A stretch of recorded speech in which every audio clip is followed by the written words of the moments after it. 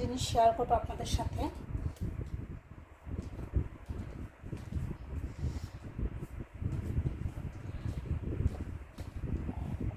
মালয়েশিয়াতে পুরান কাপড় চোপড় যেগুলো আসলে ইউজ করা হচ্ছে না, এগুলো কোথায় আমরা ফেলতে পারি। তো আমার এই কাপড় চোপড়গুলো দেখা যাচ্ছে যে আমার বাংলাদেশ থেকে নিয়ে আসা হয়েছিল। তো আসলে এগুলো তো পরা হচ্ছে না। আবার মালয়েশিয়াতে তেমন একটা মানে ঠান্ডা নাই, তো এই গরম কাপড় চোপড়, তো এগুলো আমি একটা বক্সে জমা দিয়ে দিব। তো আপনার সাথে শেয়ার করবো আমি।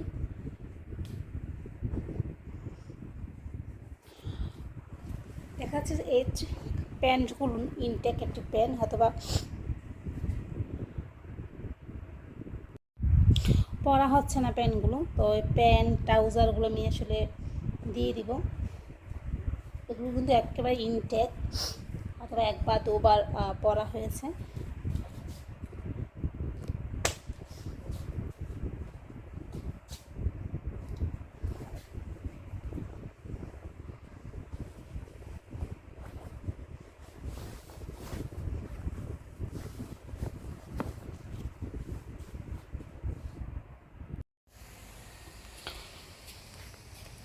এই দুইটি ব্যাগ হয়েছে।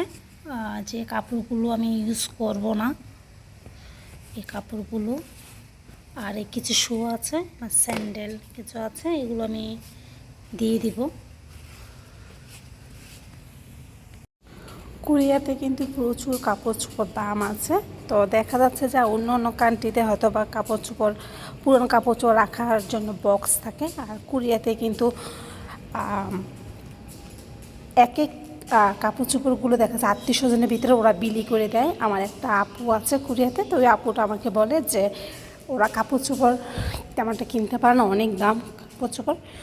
তো দেখা যাচ্ছে যে ওরা একে অপরকে পার্সেল করে কাপড়গুলো দিয়ে দেয়।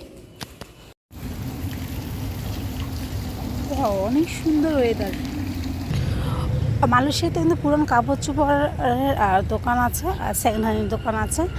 তো দেখা যাচ্ছে যে এখানে এগুলো দেওয়া যায়, কিন্তু আমি আসলে চাচ্ছি না যে এগুলো আসলে দিয়ে গেলে দেখা যাচ্ছে যে গরিব মানুষেরাই পাবে।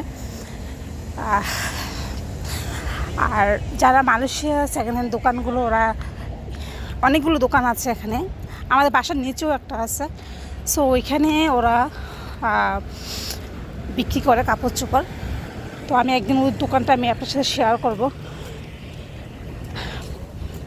যে আমার বাসার নিচেই আছে যে যে দোকানগুলো। তো এখন এগুলো আমি এই যে এই বক্সে দিয়ে দিব, এই বক্সে দিব।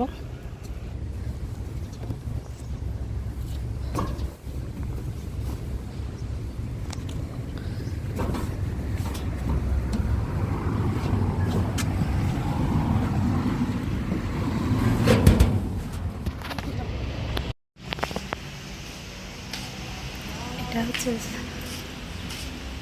সেকেন্ড হ্যান্ডের দোকান।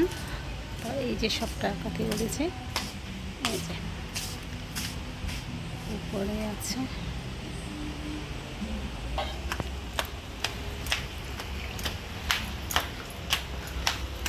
উপরে হচ্ছে কাপড়ের এগুলো সমস্ত কাপড় চোপড় কিন্তু আসে অস্ট্রেলিয়া থেকে। সো এই ব্যাগগুলো আসে অস্ট্রেলিয়া থেকে। তো ও অস্ট্রেলিয়া থেকে কালেক্ট করে এই কাপড় চোপড়গুলো।